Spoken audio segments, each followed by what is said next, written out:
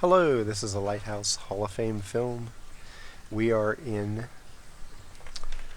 European Server, Prokery Salient, Standard Mode from the South Spawn. And this time we're with sebastianpotachka in a Luchs platoon. There are 2 scouts on the enemy team and 3 on his. 2 artillery on the enemy team and 3 on his. And so the enemy team ends up with more regular battle tanks. They have a good mix. Actually, they have 3 to 4 of everything.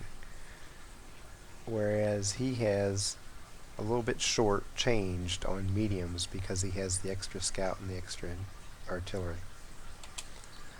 Again, it's a spotting map. He likes to go over to the 1-2 line and spot from over there before he starts charging and dealing damage. You can see he's telling his team where he's going to be, asking for snipers, trying to engage Artie with his endeavors.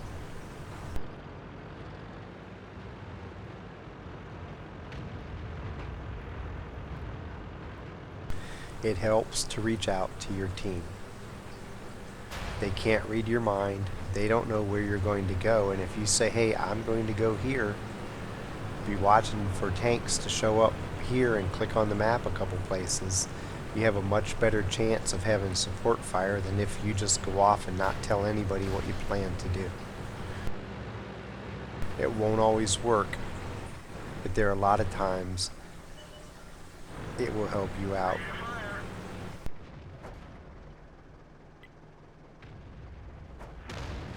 He's going to have to move up into the bush as that MT-25 moves off.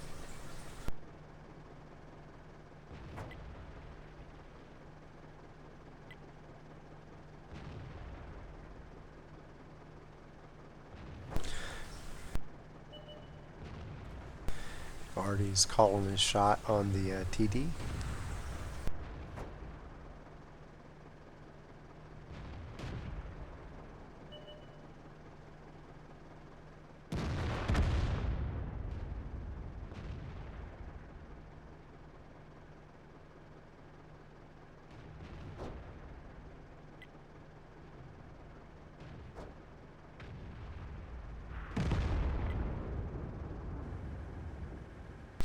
It may seem boring to some of you to see some of the same scouts over and over in the same maps a lot, but that's the way the life of a scout goes. There's certain maps that are just really good for scouts and spotting, and you tend to have your best missions on them.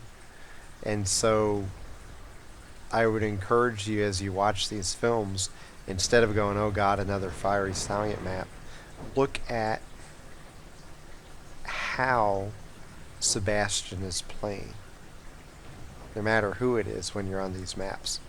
Instead of just saying, okay, we're going to sit and watch somebody passive spot, look at when they decide to move forward. Look at how they use the bushes to mask their movement, or how he uses his looks, because he's an extremely gifted looks player. How is he playing this? How is he approaching his targets? How is he timing his reloads and his movement in to get close to a tank to where they coincide once he starts firing? Look for the more subtle ways that he's employing his tank to his benefit, to the detriment of the enemy. There's a lot more to these films than just watching a guy sit in a bush and spot for his team.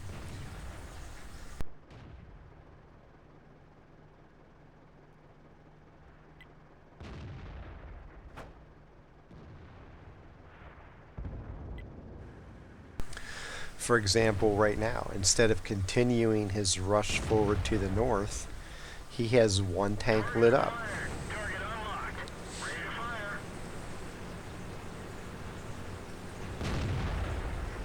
People are getting ready to take this guy out. He's moving forward, and he's going to move on to the next target. There's the artillery.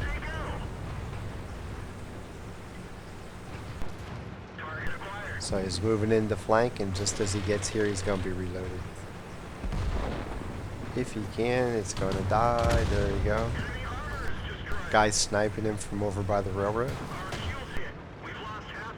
So he immediately moves in a direction that's going to put him into cover.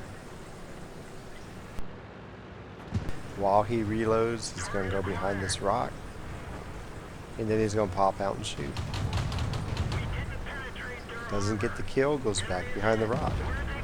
His teammates take the guy out.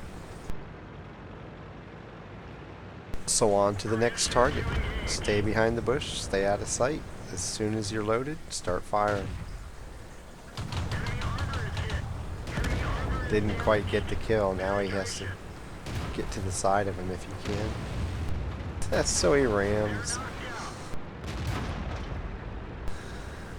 You've seen him do this 3 or 4 times now, I think. It's one of my rules for ramming. If you need emergency damage, go for the ram. I look at it this way. If he doesn't ram the guy, the T-37 is going to kill him. So if your choice is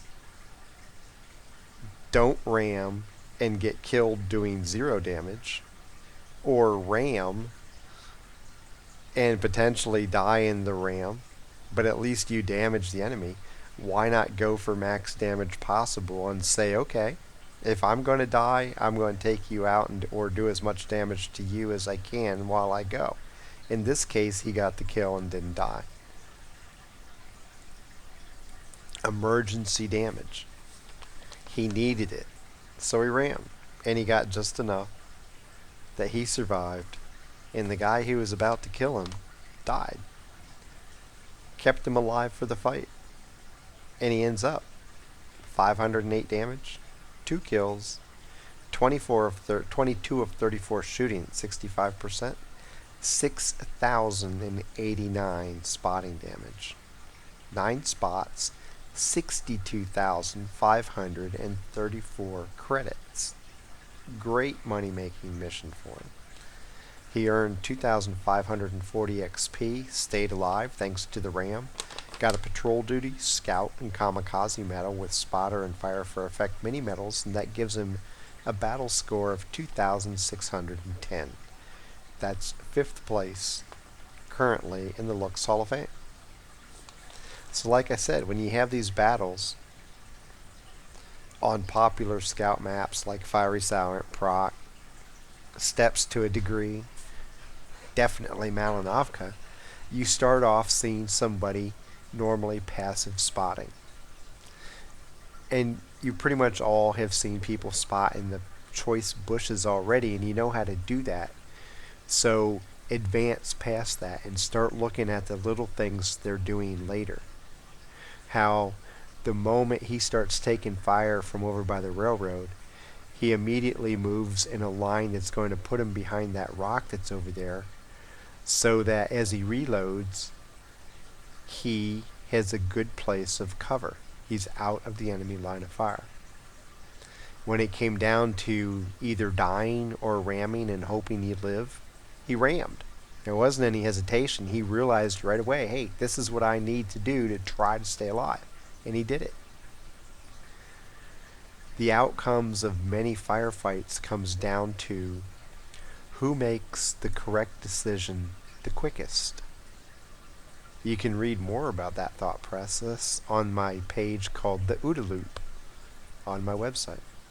It looks at how the decision-making process in battle is broken down and how victory goes to the person who thinks the fastest and thinks the most correctly. It doesn't matter how fast you think if you make bad decisions. If you can short circuit what the enemy is planning, and in the process of doing that carry out your plan of attack or retreat, you're going to end up surviving and winning that engagement, and if you do it enough, you're going to end up winning the battle as well. So there's a lot more to these supposedly passive battles than just watching somebody sit in a bush. Look at all the little things they're doing too, and you'll start seeing how to take an average spotting mission and turn it into an extremely good one.